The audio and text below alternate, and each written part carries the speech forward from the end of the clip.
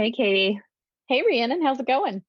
It is going well. I we were talking before, and you're like, "No, we're saving it for the pod." So, just before we press record, you were going to tell me about your shirt. So, Yes. continuing on. So, with part of my theme this week, I actually started with one idea of a theme in mind, and then it turned into a whole other thing. But this is kind of part of the era. This is the late 80s, early 90s that I'll be focusing on today. And this is Spike Lee as Mars Blackman from She's Gotta Have It in his first movie. And this is Hmm. the like Michael Jordan, It's Gotta Be the Shoes commercial t-shirt. Awesome thrift store find by my husband. Just a little shout out there. This isn't like an OG from when I was 10 years old shirt. But so for the pod, I had to find the commercial just in case those people watching were not exposed to such wonderful commercials and taglines because they Yeah, might not have been born yet. might So not have been born yet. they might not have been born yet. So I have got to share this commercial and it makes me so happy. Yo, Mars Blackman here with my main man, Michael Jordan. Yo, Mike, what makes you the best player in the universe? Is it the vicious stunts? No, Mars. Is it the haircut? No, Mars. Is it the shoes? No, Mars. Is it the extra long shorts? No, Mars. It's the shoes it, right? Nah. Is it the short socks? No, Mars. Money's gotta be the shoes. Shoes. Shoes. You sure it's not the shoes? I'm sure, Mars. What about the shoes? No, Mars. Money's gotta be the shoes. Oh. Did that like unlock childhood Oh my memories? gosh. I mean, Uh, I feel like obviously like the Wheaties boxes and whatever, like there was athletes on the Wheaties, like that there was a cereal that you ate, this sugared breakfast cereal so that you could become an Olympic athlete or whatever. well, But Wheaties by far was not that sugared, okay? It was a terrible kid cereal. It was like but Fiber Flakes. yeah, but I feel like Michael Jordan was like the first like mega promotional, like he had like t-shirts and underpants and like these shoes and like I feel like he had like 6 or 7 endorsement deals running at the same time for a while there. So like yeah, Michael Jordan I think is like he might not be the actual, but like in my mind he's the first like mega endorsement like influencer, like you want to get a superstar to like show your product. But so yes, Michael Jordan and the Air Jordans, and like he sticks out his tongue when he's like, he's like always got like this really like open mouth concentration face. But there was like there's a movie about the Jordan endorsement deal, and I feel like it's Ben Affleck and Matt Damon are somehow involved in it. Yeah, it's called Air. Like it just came out, and I didn't even mean to like coincide this with a movie that came out recently. Yeah. Um, Yeah. Well, I mean, obviously, because Oppenheimer, on the day of recording, Oppenheimer has been released for like 4 days. And so like it's all Matt Damon all the time right now. But like it's the I'm not 90s gonna all over again. it's the 90s all over again. Yeah. I'm probably not gonna see Oppenheimer. That's the kind of movie that I 100% just fall asleep in over and over again. Um, but I probably will hear all about Oppenheimer because anything to do with like warfare and history and like all that, like husbands love that stuff. Um, so do Katie's because Oh, I am so excited to see that movie and anything. Yes. yeah. The Barbie and the Heimer. I can't wait Yeah. for both of those movies. We'll be seeing those shortly for sure. Oh, well, I will get the rundown from you whether I could probably stay awake through because I feel like Oppenheimer is also like over 2 hours. I feel like I saw the playtime. It's like it's very long. I'm like, oh boy. You got to feel the intensity Yeah. of building the atomic bomb. Yeah. Yeah. The emotional turmoil and all that Yes, stuff. Okay. they make you go through it by going, I really have to pee. Yeah. When is there going to be? Maybe I should just go. I mean, that kind of turmoil, I would equate that to like building the atomic bomb, I think. Yeah. So Yeah. I think the Air Jordan movie is probably like more my speed. It was like of the can they convince their boss to put all their money into the first mega endorsement deal? They're And look, gonna they're take all a just chance. millionaires. They're gonna Yeah. build this brand. There's something about this kid. Build the Yeah. shoe, and he will make it a mega shoe. Mega Gotta shoe. be what it is. The mega shoe. The mega-ist mega shoe they're ever mega. That's right. Okay. So I guess along those lines, so I just kind of rolled that in just for fun. But when I was thinking about the songs to do this week, I had a couple different themes. So this one song just kind of popped out in my head. It was when I was like 10 or 11, and it's the first song that I'm going to play. So then it like took me into like, oh, I'll do this song. And so like my original one was going to be kind of like boy bands or more like hip hop boy bands from the early 90s or whatever. But then it kind of turned into songs that I roller skated to because they coincide. Mhm. However, by the time I picked my three that I wanted, the theme for this week is going to be like the subgenre or the genre of music, New Jack Swing. So Oh. yes, Okay. yes, I'm very excited to see which songs you know, which you didn't, because Mhm. it's one of those things too. A couple of the artists were pretty young, and I don't know if you were like too old to be part of that or whatever. Okay. So for those people listening in that do not know what New Jack Swing is, you can think of it's, well, I don't want to give away the bands yet, but it's like a fusion of jazz, R&B, funk, and hip hop, and it's like called New Jack Swing because of the swing beats from like the drum machine and the hardware samplers and stuff. So I'm not super into subgenres of music, but there is a very specific sound. And then when I started going into like the list of artists, like it makes so much sense that there's just like its own subgenre. So Mhm. I'm Mhm. super excited. It just like, I had no idea that this theme was going to be formed while I was doing the song choice, but it was like a lot of fun.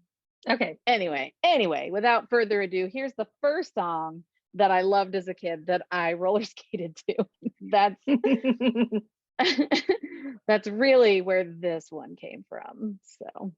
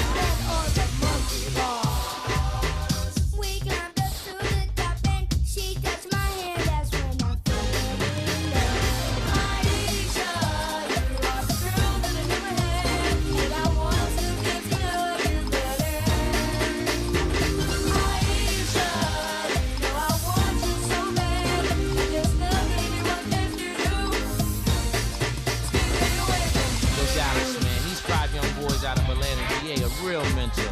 They kinda like remind me of me and my boys No Ditch, you know what I'm saying? So all you people out there riding in your cars, listening to the radio station, or cold maxing in your living room watching this here video, check the second verse. okay, it's so hard to stop this. And I wanted to make sure I got all the things in it, you know, and I had to stop on, we played Nintendo because you can see it's the handle there. That is the original Nintendo. Yeah. Oh my so God. I totally forgot about ABC. I like totally forgot they existed. yes, I know, right? Like, doesn't this unlock all the childhood memories? So I don't know about you, but this was very popular roller skating song, hanging out, dancing, whatever. You called them ABC, that's short for Another Bad Creation. And so they were from Atlanta. Michael Bivens from Belle Biv DeVoe found them or discovered them. They were ages 8 to 13 in that group when they got together and this song came out. This was their first hit. And then just it brought back memories that I completely forgot about, like Chris, Mark, Red, Dad, Ro. Like, oh, I remembered we would like me and all the girls in my class would like fight over which one was cuter. And and then the other funny part too is like, you know, when you're that age, I mean, I was anywhere from like 9 to 11. I think it came out in October of 90. So I was like 9, but it was really more probably like when I was 10, like 6th grade. And this is like, I don't know if Hannah's into this yet or if this is like all kids. I'm pretty sure it is, with like the ego phase and like you get obsessed with things that have your name in it. And like, oh, this song has my name in it. Oh, this song has my name in it. And I had like a good friend in my 5th grade class named Aisha, and I was just super jealous that this song had her name in it, you know, and he's like, oh my God. All the things, but the bib overalls with one hanging down, like all of the styles in the early 90s, definitely tried them all. And then what else did I love about it? There were just so many things. The dance numbers, the choreographed dance numbers, the over sexualized children. Like what? I just can't believe. Like I laugh at it. Like whatever. I'm not a conservative prude, but I'm also 40 years old, and I'm watching this 9-year-old kid like give some thrust pumps and really want to get with this girl, and I'm like, oh, ooh, ooh. And it's just really funny too, because it's just like a far cry from this was also, it was in the late 80s, early 90s, and it's just kind of like an answer to, it's kind of a harder, tougher R&B hip hop instead of like the sugar pop kids groups like Kids Incorporated and the Disney, the Mickey Mouse Club, you know, and stuff like that. So all of those things. I love this. And there's dances to learn in it, you know. This was the era, right? So we were watching this all the time. I definitely like, I'm a little bit like, I was probably in 6th grade and 7th grade in this era of them. So definitely they were existed, especially in relationship to like Belle Biv DeVoe and New Edition. They would be kind of like these little like training bands to grow up and like, you know, like, right. But yeah, there was another one that you forgot, like Lil Bow Wow used to actually be a child, and like he's from Columbus, children. Ohio. Yeah. I think Lil Bow Wow was like 9 years old, and you're like, oh wait, like, and they'll be like rapping about booty shaking and gang banging, and I'm like, you are a literal baby, like you have homework, you need to go in before it's dark, like. Right. Well, not with Lil Bow Wow, but like with these kids though, I was a literal baby, and so like it spoke to me, you know. You think you're grown no matter what age you are, you know. It was like perfectly normal to see this kid being hardcore. And then and even the idea that they're between the ages of 8 and 13, like now that I have an 11-year-old here, like the difference in what they're ready for in the world between 8 and 13 is like boom, like major leaps in growth between those age ranges. So just even the idea that the band has like this range of ages, and like the front man is the 11-year-old, and like it's so, I mean, it's cute. I definitely remember this era where kids were really like going for adult themes, and I feel like I'm like, were they ever on Star Search, or is that like a manufactured memory? Because I feel like if they themselves weren't on Star Search, Star Search had tons of bands like them. Yeah. Right. But this was also when In Living Color was big, and so they were, you know, the musical guest at one point on In Living Color, and Keenan Ivory Wayne said they were like, you know, introduced them, comparing them to like Jackson 5 and New Edition, and just that whole genre of boy band. It's really awesome. But but you actually said the name of the next band that I picked. And it was even more fun, you know, when you read about them, this, that, you know, whatever's real on Wikipedia. But my next band, actually, as I was reading through the song and what it was about, they actually dissed ABC in their rap. Yeah. And they were going to put like a sample of Playground, because Playground was their other big song. Like maybe people, when they say ABC, they might think of Playground before Aisha, but I don't know. But they were actually going to like sample Playground in the beginning, but they were afraid of like copyright infringement and stuff. And so they were going to like sample it and then do like a record scratch and then rap. So you'll hear potentially at the beginning of the video the record scratch. So I wanted to give you the inside like pop-up video version of the part that was left out, and then we can talk about all the other stuff later. But I'm pretty sure you're gonna know what this one is, like, especially given the conversation we just had. So let me get this going.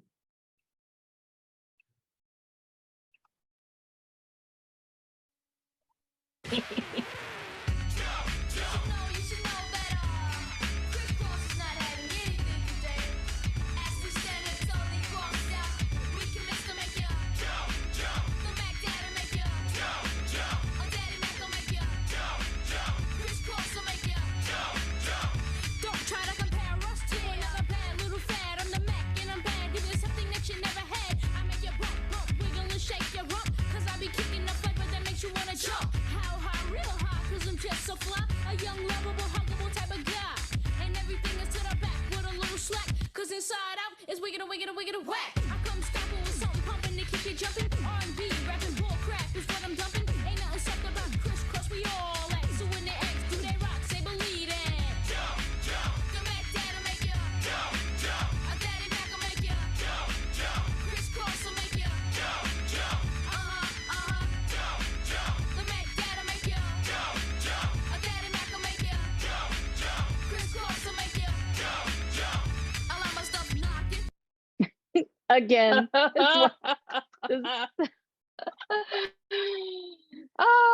okay, I have to ask, did you wear your clothes backwards? My mom did not allow wearing the clothes backwards. But I definitely asked.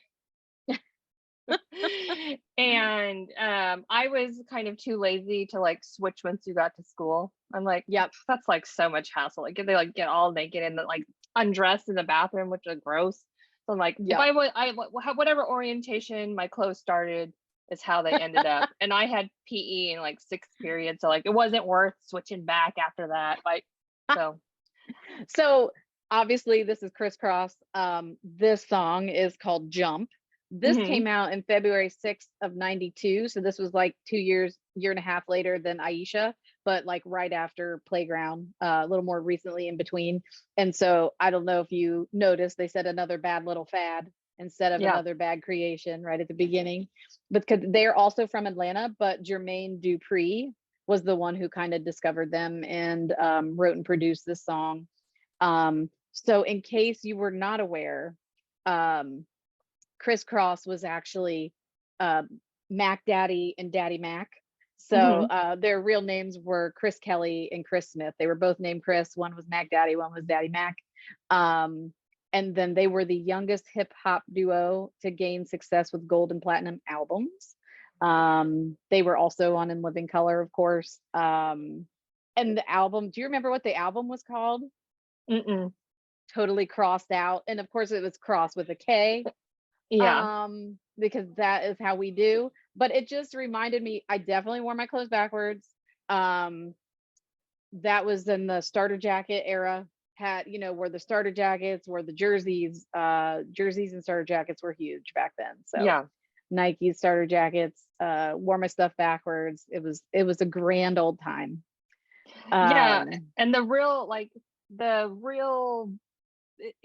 so in the hip hop they had the saggy pants, but also like the super wide leg. So like your whole foot would be eaten by your pant leg. Yes, it was a magical time. So of course there was also, so these kids were my age essentially. And in 2013, Chris Kelly, who was Mac Daddy, They were like going to get a reunion tour together, all this stuff. I think they did like one concert, and then it was like to, or it was the 20th anniversary of, the record label, So Def or whatever. Mhm. But he was 34 years old. He died of an overdose. But he was Yeah. like struggling throughout his life with addiction. So it's just a real bummer when, I mean, most people listening or whatever, I don't know what your family and friends go through, but usually around your 30s, depends on how hard you grew up.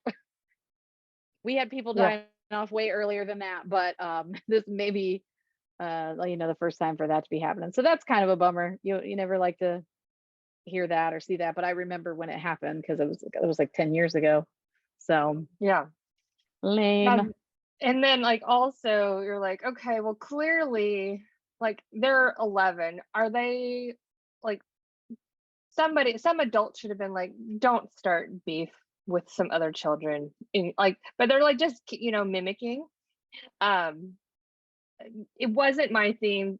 I considered this theme this week was actually the East Coast West Coast beef, because a couple weeks ago we were talking about like how you did your graduation year and like songs from graduation year, and I'm like, oh, what was my graduation year? Oh yeah, in my graduation year was the year that Tupac and Biggie both died.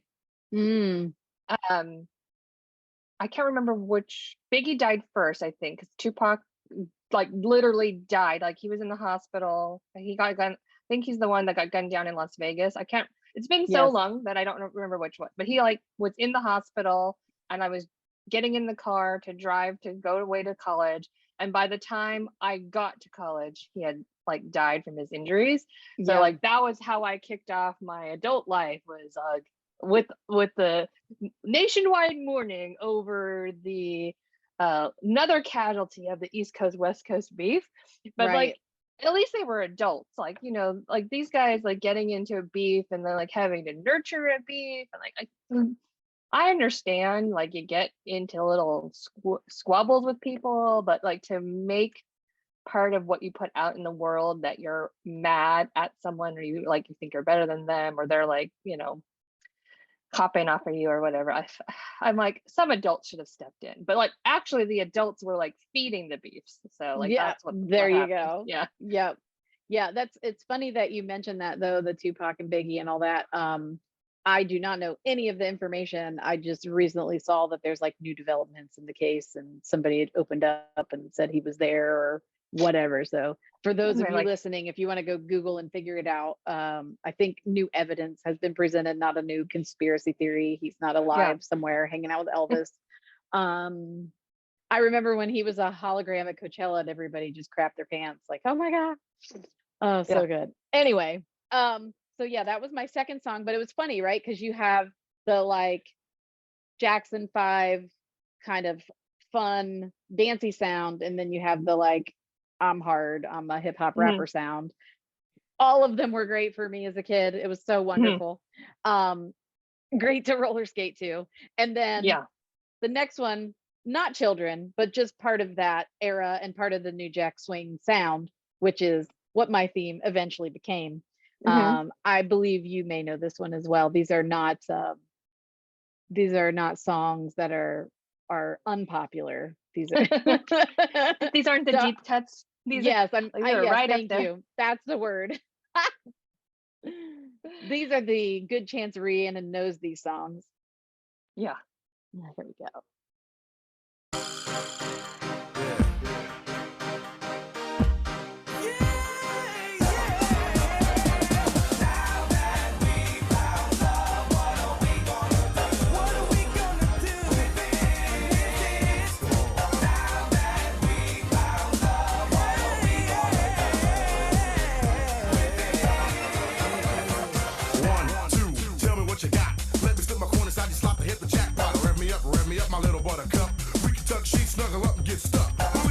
Here comes a brother with glow, a snuggling, bubbling, overweight, loving, hurting pro. So what's it gonna be? Me or the TV? Let me take time to set your mind and your body free. So why don't you just stretch for a sec?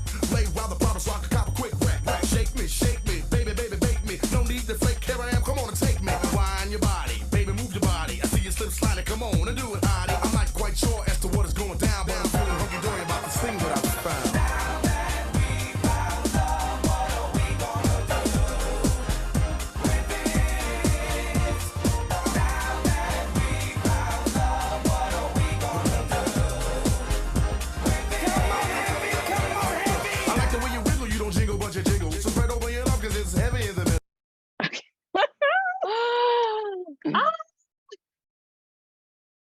If anything, Oh I my just gosh. hope that I'm unlocking all of these memories that you forgot about. Oh my gosh. I love this song. When's the last time you listened to Heavy D and the Boys? Oh, probably at least 5 years, at least. Um, no, it's like, remember like earlier in the pod, how I was talking about like when hip hop kind of diverged into like silly and hardcore, I stayed with the silly side. So Yeah, this is Digital definitely like Underground. your Digital Underground, Heavy D, like all these guys where it's just like you can see that they're like, quote unquote in the culture, but they're like taking the light side versus the heavy side. Yeah, But when you were talking about how like the new Jack Swing sound is kind of defined by the drum machine, like I never thought of that before. But like now that you played these three songs, you're like, oh yeah, they're definitely using the same drum machine. And I'm like, um, there's like that documentary that I keep telling you to watch that's not oh on yeah, streaming right now. I yeah, think that they talk like because like that is about Dr. Dre, and obviously he's a producer, and it's like a lot of what he did was like come up through like sampling and drum machine and like all that stuff. So they're like a whole dissertation on drum machines, but like it's so like the drum machine basically made hip hop because like, you didn't need a whole band. right. You could create sounds and loops and samples and like all this stuff and like be musicians with you didn't need so much money and so much infrastructure to like really make sound. So like I'm like, oh my gosh, when you said New Jack Swing, I'm like, oh my gosh, that's right. I love New Jack Swing. I totally forgot Yes, that I love like this music. so, like Boys to Men and Yeah. Motown Philly, Cooley High Motown Harmony, Philly. Yeah. all of that. Yeah. Yes, I immediately thought of Boys to Men. It's actually funny though, some of the people on the list I wouldn't have thought about. Paula Abdul's on the list. Because of the drum Col- machine, because she right, uses the drum Color Me machine. Yeah. Bad, Color Me Yeah. Bad. So anyway, back to Heavy D though. Yeah. Heavy D actually performed and sang the theme songs to Living Color and Mad TV, and like I had no idea.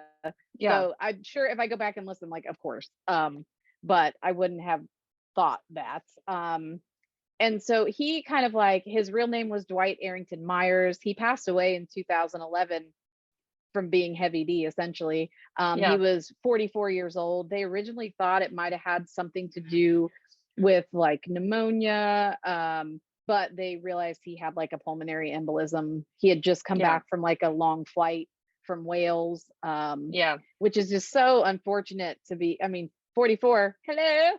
Yeah. So I told you we were in the like gonna die soon, like Yeah. We're in range that here. range now. We're in that range of dropping dead from crazy stuff. But Heavy D was actually like Jamaican born, but then he came over to the States when he was a little younger. But Heavy D and the Boys, he obviously was the front man. He was Heavy D, but then this was also the era of like dancers and hype men and like how big is your crew? And so he had G Wiz and Trouble T Roy, and they had a DJ. You have the bands with the DJs as well, like Salt and Peppa and Spinderella Yeah. and Yeah. DJ Jazzy Jeff and the Fresh Prince, all of those things. So it just going down this theme was really, really fun. And just before the podcast, I just like this was really like middle school years and super into dancing and singing and band and everything. And I am just like, before I got on this pod, I am like singing It's So Hard to Say Goodbye to Yesterday, like at the top of my lungs in my brush and singing Motown Philly. And I'm like, I cannot believe how much of this I remember because, that was like, read the lyrics, make sure that you Yeah. know every word to every song. And like, that was my favorite thing to do as a kid. Like I would, if I listened to Heavy D that much, I'm sure I would have figured out that rap, but, Yeah. and at least what the words were. But anyway, it's just made my little 10-year-old heart so happy these past couple of days. And Yeah. I sent a couple of these videos to my sisters, but I only sent Aisha, actually. I didn't want to give away what the whole pod was in case they listen to it later. But my older sister texted like 2 hours later, like, I'm down a rabbit hole now. And then she sent me a new edition. And then she said we were just sending YouTube videos back and forth of all the songs Yeah. from the 90s. It was Yeah. so much fun. Anyway. Oh my gosh. So we've been, as I always say, like we watch a lot of the React channel on YouTube, and they've been doing this thing lately. I don't know, maybe 2 or 3 episodes where they're like, do you know the song just from like reading the lyric, like in a plain voice, like reading the lyric? And like sometimes, like that's not how you consume music unless you were obsessed by it and we're just like reading the lyric sheet. So Yeah. every now and then I'm like, oh, do I like, so obviously if it's Madonna, I'm like, this is this and this is this from Madonna. Like there's certain artists that I like definitely was like that for. But then they have another thing where they like, do you know the song from like the first, like from a 5-second clip or a 3-second clip? That I'm so much better at, because like that's how you consume music, is like through your ears. And then you're like, oh yeah, let me just like get my body back into 1989. Here I am, 11 years old. Let's get ourselves back to where we were. And then you can like, there's so much like muscle memory is like not even the word for it. It's like so much core sense memory of like, okay, like let me put my hair in a side pony and let me like do all the things, and then I could like fully go to town for maybe like a 2-hour straight like Did you ever revisit the whole thing. When you were younger though, did you ever watch Name That Tune? Like not what they have now and everything, but I did, but like that was music that I didn't know, so it wasn't it was older like, music. yeah, and I'm like, who knows, who can name this song in one note? But now if they did that with the 90s, like songs that I know like in 1 second, I'm like, oh, like even it's really weird because like there's only how many notes, like 14 notes that it could even be. So like, yeah. and then it's like, okay, you hear the note, you hear the instrument that it is, and you hear like the intensity, and like on one note sometimes like it unlocks so much of what it is. Like it was so imprinted on you that you really, I'm like, how does anybody know it in one note? But there are some songs that I can probably like, oh, that's it, it opened the door. Yeah, I used to love watching that game and just like obsessed with it. Like, oh, what, I wonder if I could do that in 1, 2, 3 notes. I don't know what I would bet. Just the whole betting element of it, of like how confident you are, and you're just like, but what if it's this song that's like way out of left field? Anyway, so those are my songs. I'm sure I will be listening to many more artists in the New Jack Swing. Well, so then of course I know we got to get back to songs, but New Jack Swing reminded me of New Jack City and all of those like drug movies from the 90s, like South Central, Boys in the Hood, New Jack City. I almost started going down a rabbit hole there, but I did look up some like New Jack City stuff too, and just because that, and I watched those movies when I was 11, 12, whatever. It was it left an imprint. Yeah, for sure. So continuing down, like we're not talking about songs. I keep falling asleep in the movie, not because it's not good, but because I keep watching it too late at night. It's a movie on streaming called They Clone Tyrone. And I knew it came out. Oh my gosh, I can't wait to see that. Yeah. I don't want to spoil it because I really want you to watch it, but I think it's now prime yourself. Now you are in the right headspace to be watching The Clone Tyrone. It's really good. It's really good, and like well acted too. It's like sometimes like these movies are like, oh yeah, who are they gonna get to play these parts? I saw the trailer and I'm on board. I was completely on board. All of like there are so many issues that this one movie addresses, and historical things and conspiracy theorist things, and oh my god, so good. All in a comedy, Yeah. As soon as you watch it, then we can like really just talk about The Clone Tyrone, because I don't know if I ever told you this, but I like when it used to be more fun, when everyone conceded that they were conspiracy theories and it wasn't real, I used to love conspiracy theories. Like I I was know. crazy for it. I love conspiracy theories. I love the National Enquirer, and like I know. I loved all of that until people started really believing in it. I'm like, guys, I know. this is all pretend. It's not real. But Like you people got can't way even into enjoy it. the fantasy of it anymore. But Yeah.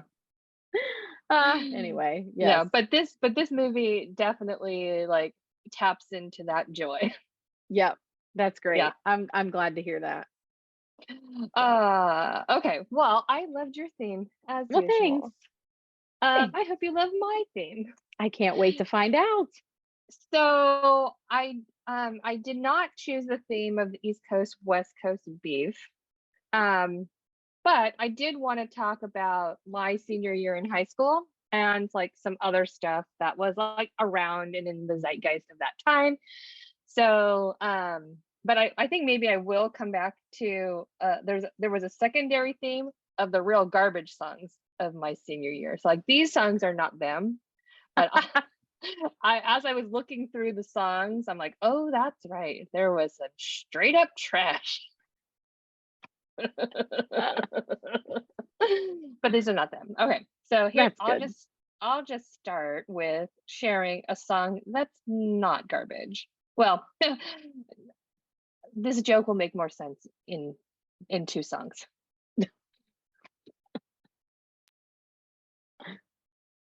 Want you to know that I'm happy for you. I wish nothing but the best for you both. I know the version of me. Is she perverted like me? Would she go down on you in a theater? Does she speak eloquently? And would she have your baby? I'm sure she'd make a really excellent mother. 'Cause the love that you gave every day wasn't able to make it enough for you to be open wide. No.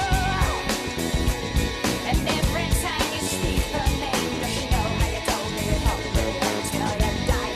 Till you died, but you're still alive. And I'm here to remind you of the mess you left when you went away. It's not fair to deny me of the cross I bear that you did to me. You ought to know. Oh, okay. So my theme this week is kind of like these women, kind of angsty women of the 1995, 96, 97 era. Like, okay, so I graduated high school in 1996. So this is like my senior year is this You Ought to Know song. Like this is my scream into the hairbrush, unrequited love. You're going through something with some stupid boy from high school that like even then this has no meaning for the rest of your life. But like when she says like it's not fair for you to deny me the cross you bear that you gave to me, it's like the reason I'm acting like this right now is because of what you did to me. And I don't think you telling me to calm down right now is the right thing for you to be doing. Like, just like something stupid, like the high school boy that you liked, he likes some different high school girl better than you, but like you just like flip a switch to crazy town. And then like it doesn't even matter like what other options exist. Like you got to get this like screaming out of your system. Absolutely. Yeah. Oh my And gosh. then like we're lucky in our lives that we found like the life partner early on in the life journey. So it's not like I've had so many opportunities to just like be like, don't tell me to calm down and that I'm acting crazy. This is because of you. But I've had one or two opportunities to really feel this in my bones. Yeah, absolutely. And then high school and going into college would definitely be that time when the emotions are the hottest. And I loved this whole album, and especially this and the Scorned Woman. And it's funny. I don't know. Out of like 20 podcasts, we had to have talked about Alanis, but maybe not. I don't know. But there's a great HBO documentary about her. But the thing I wanted to say was I liked Scorned Alanis. And when she came out a couple albums later, or one of her hit songs was like Thank You. Thank you, India. Thank you. I don't know if you know. Yeah. It was just, I kind of just dismissed it, and it wasn't like where I was in my life. And I wrote it off as another like angry person that gets famous and gets happy and then their music sucks, or like people that get Yeah. off drugs and their music sucks or whatever. Yeah. But being me later in life and going back and listening to the lyrics and listening to the song, she was just like so way ahead of her time at like healing herself and being grateful, and all of the Western obsession now with being mindful and holistic medicine. She just like, the whole song is about like, how about I just like stop obsessing over my body, and I stop putting garbage Yeah. in, and I thank my, and grateful for the life that I live. And like I absolutely hated that song when it came out, because it wasn't this like edgy bass line, Yeah. I'm gonna kill this dude for scorning me, but it's just like, Yeah. she has all the great music, but it just wasn't. It's like when music comes out and the time in your life and whether it resonates with you or not. Yeah. She Yeah. still makes music now. She has a Yeah. song out right now that I like completely forgot how it goes, but like thematically, it's Yeah. that it's about like the same thing about like you have to take care of your body so your body can take care of you. And it's like even like when you're mad at the world, like don't be mad at your body, like because she's getting up there in years, as we all are. Yeah. And she's a mom now, and she's Yeah. happy, and yeah. But Mhm. and she was a child actor, which there was a show on Nickelodeon called You Can't Do That on Television, and like I can't remember what triggered it, but if you said like You some say, I secret don't word, know. yeah, then you got slimed. And Yes. like it was a real cute little variety show for tweens, and it was like very ahead, like it was in that Kids Incorporated, but it was like slightly more mature themes. It was Yeah. not for little kids. It was for if you were, a tween. You weren't ready to watch adult television, but you didn't want to watch kid television. They had You Can't Do This on TV. Freaking, I love Nickelodeon. That was like the best lineup. Oh, it was absolutely great. And yeah, that was like a Canadian show too. Yeah. And that's Degrassi High. That was when Ryan Reynolds was on Degrassi High when I was like 14 or 15, and he was Yeah. like the young kid that was in love with the popular girl, and he was just like a big loser dork that followed her around all the time. For those Yeah. of you that don't know, you gotta see Ryan Reynolds in Oh. Degrassi High. Or Yeah. I'm sorry, it was Degrassi Junior High back then. Yeah. So just for the record. Anyway, Yeah. I digress. No, Nickelodeon, was- but that whole line of program, you're absolutely Yeah. right. It was definitely more like mature themes, but also for Yeah. kids, Yeah. It was like like the after, like the whole meme of like, oh, it's like an after school special, or like, oh, don't do drugs, but it was like that, but not in a way that you're like, oh, again with this stuff. But like Yep. on like You Can't Do That on Television, like they would be doing hijinks, but they would also be like, don't bully each other. Like when you act like that, it makes everybody feel bad. Like that's not the way to make yourself feel better. Like it really taught you like social skills in a Yep. fun way. That there was also slime and gack, because gack was the game show, like Double Dare. like, Double Dare. You had to like, oh, in order to win this prize, you have to go into this gigantic nose and like pull the gack out of the nose to find like the $50 inside of this goop. Oh yeah, and my mom would be like, sometimes she would be like, yeah, we can have cable, and sometimes she'd be like, no, this is stupid, I'm not paying for it. So like we didn't always have it, so that also kind of made it more special to be like, Right. oh, well, while we have Nickelodeon, we better like take advantage of the fact that we have Nickelodeon. Okay, well, so my next song, I I was I had this joke in my mind where like I'm gonna show you a bunch of songs that are not trash but might be garbage. So here we go. I love it. Oh, you know how I love a pun. I do. I do.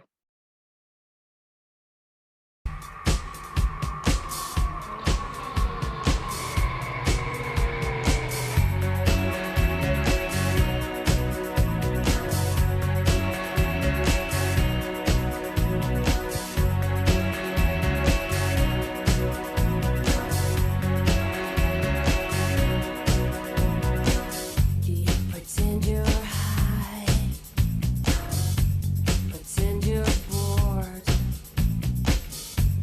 Pretend you're anything.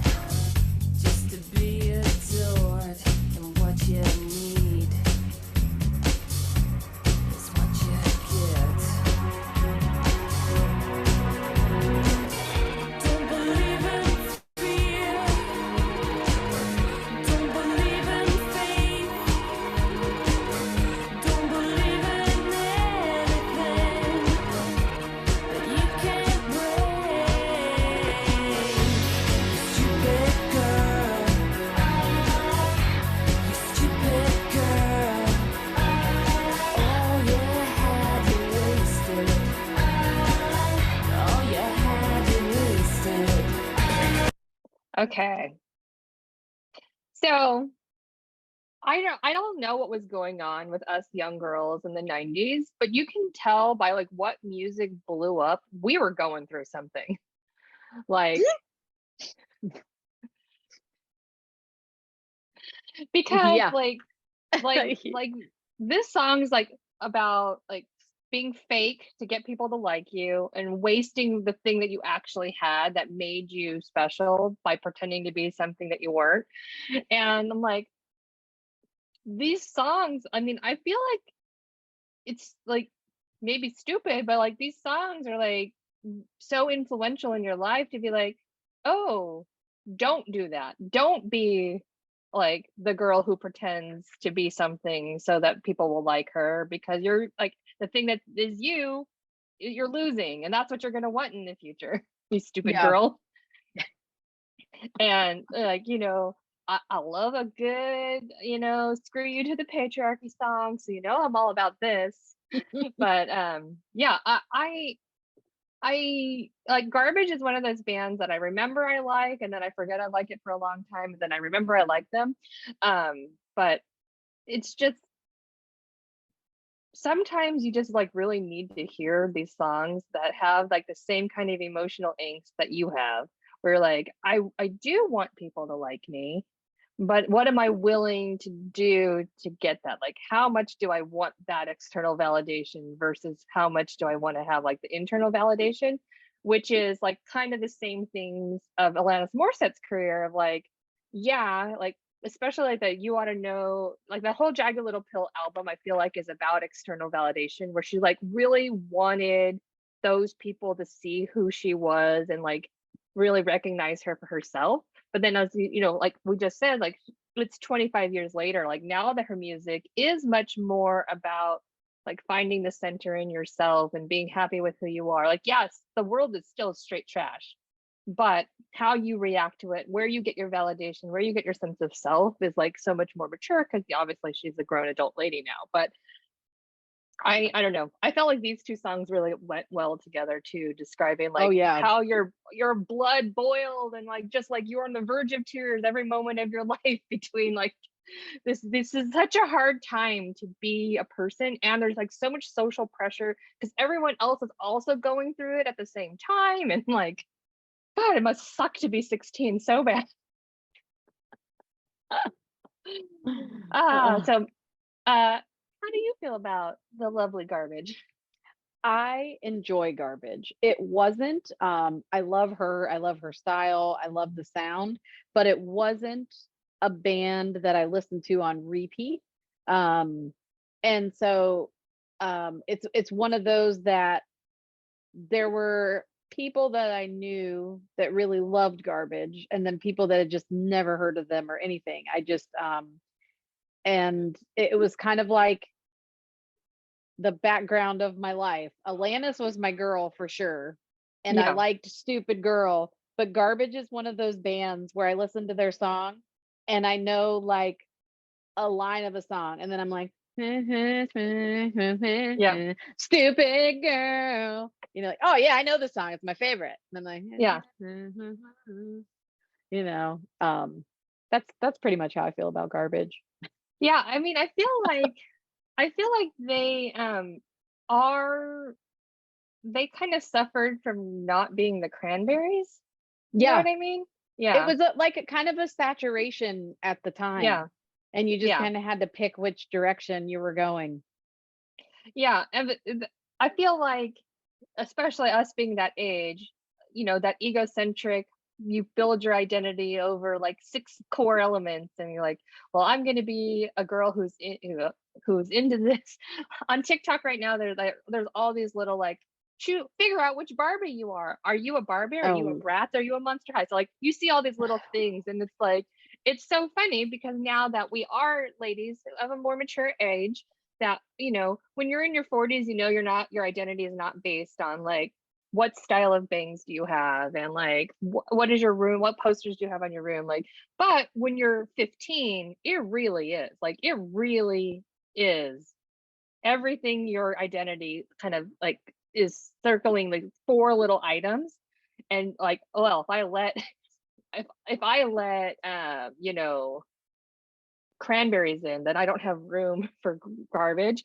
It was one of the things, like, I always wonder like, why Save Ferris being one of the bands that I love, why Save Ferris never made it as big as No Doubt. And obviously part of it is luck, and like, you know, which bands got produced by which, you know, big producers earlier. But I think a lot of it is too, is like, when you are that age, that unless you get into a genre, like, you know, New Jack Swing, for example, you're like, oh, I'm going to go hard into one band, yeah. and that there's not really room for other people, even in the same genre, because like, no, what I am is this band, and I don't have room for anything else. So I don't know. I just feel like these 2 songs like really were like 19, like senior year, you know, a lot of Stupid Boy Problems senior year of high school, that like, even then I knew that they were stupid boy problems that did not matter for the rest of my life, but they seemed so important at the time. Oh, you know, what are you gonna do? You're gonna grow up and you're gonna be 45 on a podcast talking about your senior year of high school. That's what's gonna happen. Okay, I have one more song that All right. that lightens it up a little bit. Let's see if I can get this going.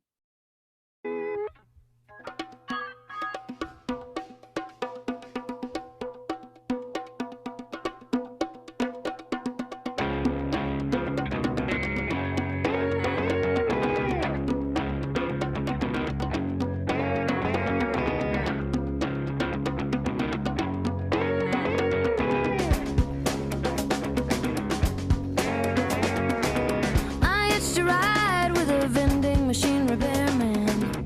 He said he's been down this road more than twice. He was high on intellectualism.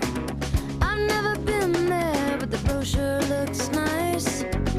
Jump in, let's go.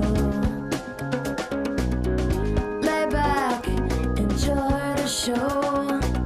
Everybody gets high, everybody gets low. These are the days when anything goes. Every day is a winding road. I get a little bit closer. Every day is a faded sign. I get a little bit closer to feeling fine. Okay. I just like look how young she is. I'm like, oh wow, Sheryl So Crow, cute. you're such a little baby here. I know. Oh my I'm goodness. so used to current day Sheryl Crow being like, you know, a lady who I think is like 51 years old, and like her being, I think, 22 right here is such a like, Is what? that it? She's only like 51? I think so. Oh. Because I Yeah, think I because feel I like feel her, like I feel like, look, this CD probably came out in what, like 2001, 2002, something like that. This is So like this is Quintus. from, yeah, I think this is from 97, 98. I Oh, think that's when this one's okay. from. Yeah. Okay. Which album? Okay, I'm thinking of the Soak Up the Sun album. Anyway, Yeah. the point is, like, when I was really listening to Sheryl Crow, I was early 20s, and I mean, I thought she was like 35 at the time. Like but I also suffered from like very baby face and being, 4'10, and so I went immediate, like I just looked 18 my entire life until I turned 36, and then it was like old ladyville. But like uh it's blowing my mind right now how old she is. Anyway, please proceed. Yeah. She might be like 55, but Like even that definitely would in, make me feel better. yeah, Like she'd feel 13 years older, at least a decade, yeah, please. yeah. uh So, yeah, I'm trying to remember. I feel like I have a tab open that will tell me more about this song. Okay, let's see. This song came out in November of 1996. oh wow, So, okay. yeah. And let's see. Sheryl Crow, how old are you? Let's find out. Sheryl Crow. Oh, no, you're right. She's 61. She's Oh, she's born in 1962. So you're right. We don't have to do a correction and update. We just have to change the tab to talk hey, about what's going on with Sheryl all Crow. right. But I don't know, maybe because she had a baby face, I thought she was younger, because she just had like versus the angstiness of Alanis Morissette in Garbage and the Cranberries and like all those like really like just scream, yell, cry songs. So Sheryl she's Crow, like the Dave Grohl of angsty women. she's like the Dave That's Grohl of what you angsty talked women. about. Yeah. Yeah. She's like, life sucks, but you know what? We're just gonna like roll with it. It's gonna be fine. Every day is a winding road. We don't know how we're gonna get there, but we're just like on the trip. So, I don't know. Sheryl Crow, she her sound kind of reminds me of last week you had Steve Miller Band. I'm like, oh, I wonder, like, she Mm. must have been musically influenced by Steve Miller Band, because like you hear a lot of that kind of like classic rock influence. Actually, this Every Day is a Winding Road, she got a lot of crap for, because it's here. I'll read it says the song blatantly swipes from Sympathy for the Devil. So the little drum line that she's got. Oh. Mm-hmm. Yeah. And I'm like, okay, I guess I see. But like that's what, the way music influences other musicians. Like at what point is it stealing? At what point is it an homage? At what point is it like it just accidentally sounds the same because there's only so many notes and so many rhythms that are possible with this like combination of tools. Everyone's Yeah. working with the same set of tools, so there's going to be some accidental duplication. But Sheryl Crow like is one of those like, I like her music, but then I'm always like, oh, but do I still like Sheryl Crow? Because I'm like, didn't she like almost marry that bicycle guy? I have a lot of like confusing elements about Sheryl Crow in my head, but her music's good and I like that. So Yeah, she was with yeah, Lance Armstrong for a while.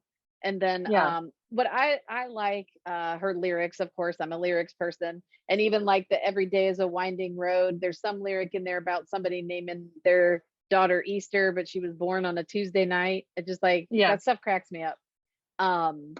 But I like her lyrics, I liked her style. And then you're talking about like Steve Miller. She's like what I just think is like backyard barbecue. Like you're just like, yeah, it's an airy summer backyard party of some sort, and you can play that, and it's like, it's not terrible background music. You can actually like enjoy it. You can sing it. It's not just like throwing something on and you can just like in and out of conversations. You can listen to the music and be entertained. yeah, But like yeah, her Soak Up the Sun album is like one of those albums of our beginning of relationships with my husband and I, and just like playing it over and over in the summer and listening to songs. And it's like good roll down the windows and drive music. yeah, yeah, um It's like that kind Yeah, of stuff. you're not putting on Sheryl Crow to help you emotionally process the way you're putting on Alanis Morissette. There you go. Maybe we should just start ranking bands by how they help us emotionally process, just like the spectrum of this is Yeah, purely processing music to just yeah, purely entertainment. yeah, Yeah. But she yeah, does like I like her because it's this genre that I don't understand. I guess to me is I guess I would call her like a rock and roll woman, but she's very yeah, much like Bonnie Raitt. There's like this country, there's like this richness to her sound. It isn't just this like screechy electric guitar. It isn't just like yeah, just pop princess vocals. It's just a well-rounded full sound, I guess. yeah. It's like a That girl Tom Petty.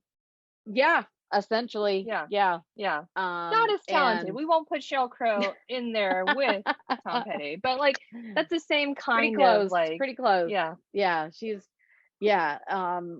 But probably to that end because her music isn't like personality forming or emotional processing. It isn't, yeah, it wouldn't have been like high priority, but it's fun music. And I mean, some of her songs, like I mean, we joked about or whatever, it's very Dave Grohl. They can be tongue-in-cheek lyrics, but they're about very heavy things and going through all the same emotional breakups, figuring out who you are, all those. It's like Barbieheimer, it's yeah, are you gonna have pink beautiful things and dance about it, or are you going to possibly blow up the entire world and eliminate human existence? But yeah, it's all still the same human existential crisis, just yeah. handling I, it in I different ways. I feel like Sheryl Crow is more like after you've screamed and cried and you are on the And other you're side. yeah, Now you're like, all right, let's just get ourselves back right with the world. that's right, that's right. Yeah. uh but that Yeah, I that definitely think of her yeah, as like summer beach music. Yeah, get road trip music. Like it's yep. you can listen to the whole album, not be mad at any of the songs, but also like at the end of the road trip, you're not like, oh, I got to listen to that one again. Like you're not like Right. it's got its time and its place, and it's Yeah, you're not gonna like throwing it on repeat 50 times. Yeah, that's yeah. interesting. Hmm. And like the thing with Alanis Morissette, especially like that Jagged Little Pill album, is like sometimes you're just very mad at the world, and you just need to let your energy flow into the lyrics that she provided to you just to get it out of your system. Exactly. So I mean, like that's where like that is such a like the that core muscle memory of like, okay, I have stuff that I don't need to hold on to, but like you know going back to like she learned how to like handle her emotions in a healthy adult way. It's like, okay, but Alanis Morissette, how I handle my emotions in a healthy adult way is I put on your albums from the earlier eras and I just like scream into the abyss, and that's how I handle my emotions in a healthy adult way. Yeah. And I have no musical examples off the top of my head of what I'm about to say, but it's also funny too the way you can use the music, but because you're not in that headspace anymore, or because it evokes that same reaction of a time when you were not feeling great, it's hard to listen to that music sometime because it immediately like puts you there emotionally. And if you're not ready to feel those feelings again, or you're just like, I don't want that. Like it keeps you from listening to some music sometimes. Yeah, like it And kind of it is has like that PTSD trigger for you. yes, and I don't even mean like I can't listen to this song because it reminds me of us being together and being happy. It's like it reminds me of emotional processing or like those exact Yeah, feelings or whatever. And like I said, I can't think of an exact example, but I know I have them. And that's probably why I don't remember them or like yeah. I don't bring them up because I think I've shelved them away as I have moved on and I don't want to feel these feelings anymore. But Well, I I'll have to mean, think about that. something we've talked about a couple of times is like how um if you if you or I need to do something, that like certain music cannot be on Yeah. because it changes the whole like what you're able to do that day. And there was this thing, I can't remember where I came across it, but there's like this whole like everyone's into it now about like beats per minute. And somebody Oh was yeah. talking about like the optimum beats per minute for them is some like crazy number like 165 or even higher. And I'm like, oh my God, I'm feeling That's so not that anxious. crazy. That's not that Oh, crazy. it's giving me so like I went on to the 165 or the 170 playlist and I just like felt so Wow. anxious. Like Really? that pace. I'm like, Yeah. I can't think at this. So then and I'm like, Yeah. okay, then I had to kind of like figure out like where I'm at. And I'm definitely more like 110, 120. Like I need more space for my So own you're thoughts. like 103, like Bee Gees, Staying Alive, Yeah. and Yeah. Another One Bites the Dust. Exactly. Like Uh, I need to have more yeah. space for my own thoughts. I Yeah. guess if I was exercising or if I really Yes. needed to not be thinking, I think Yeah. that's where like the 165, 170s would come in for me. Cause like there's no Mhm. space for me to think in that. It's just like bunk, bunk. I'm like, it was giving me so much anxiety to hear that. No, But like yeah. It's funny that you mentioned that because I have been a beats per minute person like my whole life, and now it's a thing. And I love that it's a thing because there are so many more resources now. Like when I yeah, was younger, like trying to figure out the beats per minutes of songs because I'm trying to make a running playlist, because it is absolutely horrible for me to like work out for long periods of time. My body, like I fight myself. But yeah, if I have beats per minute on, I can run a certain speed. I can, and like my body just does it. And I have no beef. We are like, we're having a good time together. But yeah, I think I saw something too. Like all these kids chasing their dopamine these days. And yeah, which, I guess I have to say, I guess that's better than like trying to get drugs for it. But all the healthy alternative ways to help your body out. Yeah, there's like ultimate dopamine sets and like 154 beats per minute. It's supposed to be like this magical number to help you concentrate or whatever. But I do have to say, when I am like in a weird mood that's like body triggered for no reason, or I'm just like I'm angry and I don't know why, I have no idea, yeah. I'm like Gotta slow them I down. always have to like stop, because I know I'm going to be like crazy angry for some reason, and I go, Nick, I will be back. I'm going to go listen to a couple songs, and Yeah. I will be back to the conversation. And it like literally changes my mood. I start getting into the song, they're like happier. When Mr. Blue Sky from Electric Light Orchestra is Yeah. like totally puts me in a cheery mood all the time. I feel like I'm in a movie walking down the street just after I won the lottery. I don't know why. So, there is definite power in music, but then to that end, there are songs that I cannot listen to because it will just put me in a bad mood, or I will feel the feelings or whatever. Yeah. Yeah. There's definitely like it's very subconscious. Like I'll be like, oh, I like this song, and then I'll be on, and then your body just like starts tensing up. You're like, this is not the right feeling for what's happening around me right now. Yes. Why You're like, do I oh, feel a panic attack and like nothing is happening? If I'm stepping back, I am not in yeah. danger here. Why am I in panic mode?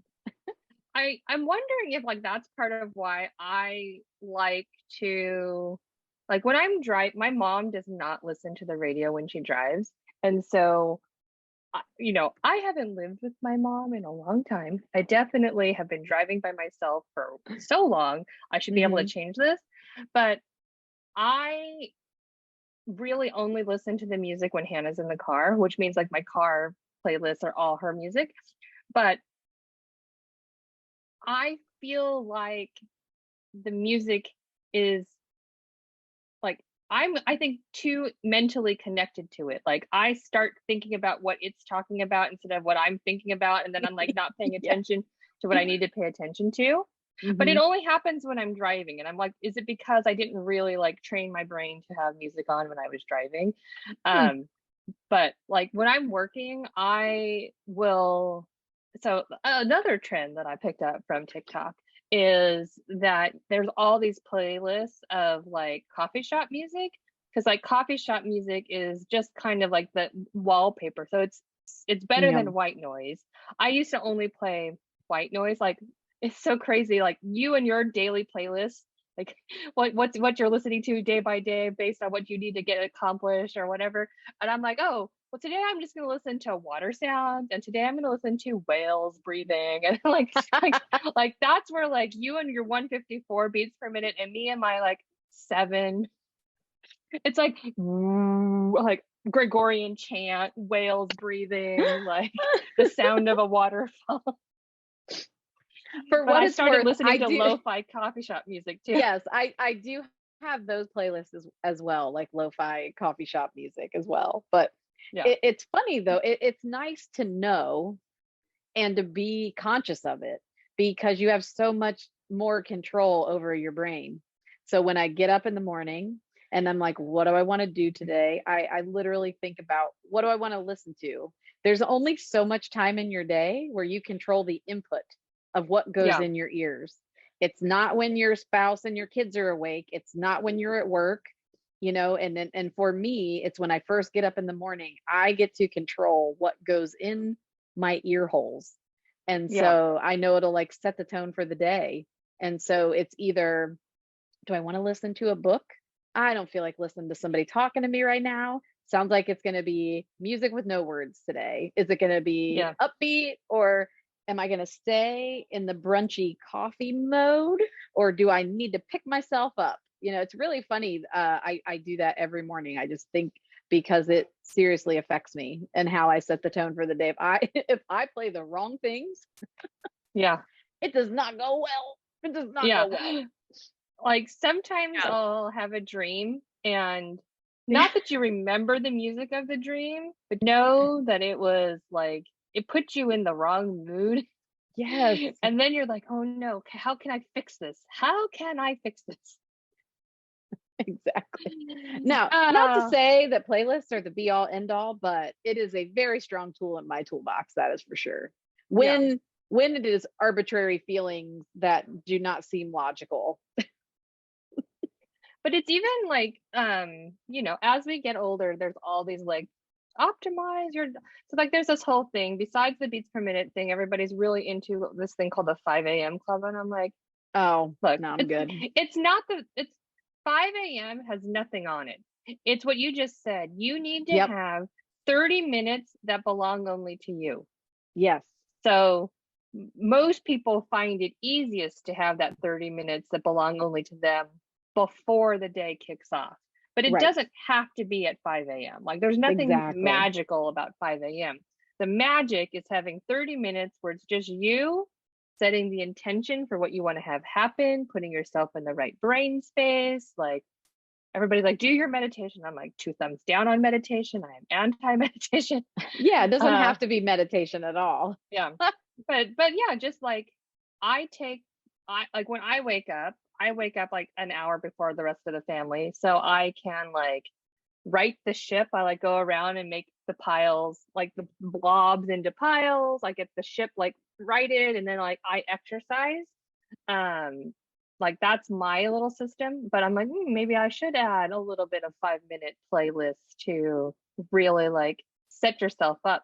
Because like how you like, like when you wake up and you miss the alarm, like that anxiety does not subside all day until you go to sleep at the end of the day and hit the reset. So like Yep. just being able to like set yourself, like the more you can start from an even keel and a calm point of view, it helps you like figure out, oh, whatever happens today, at least I started from like a good reservoir of capability to Exactly. take on emotional problems. Exactly.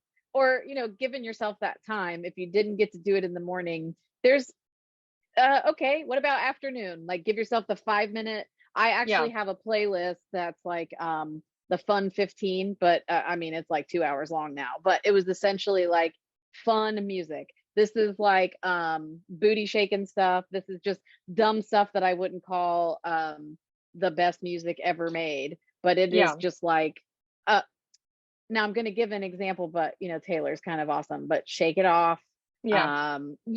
All of the like just dance your body or it's all about that bass. There was a lot when I Yeah. made this list, there was a lot of booty songs happening.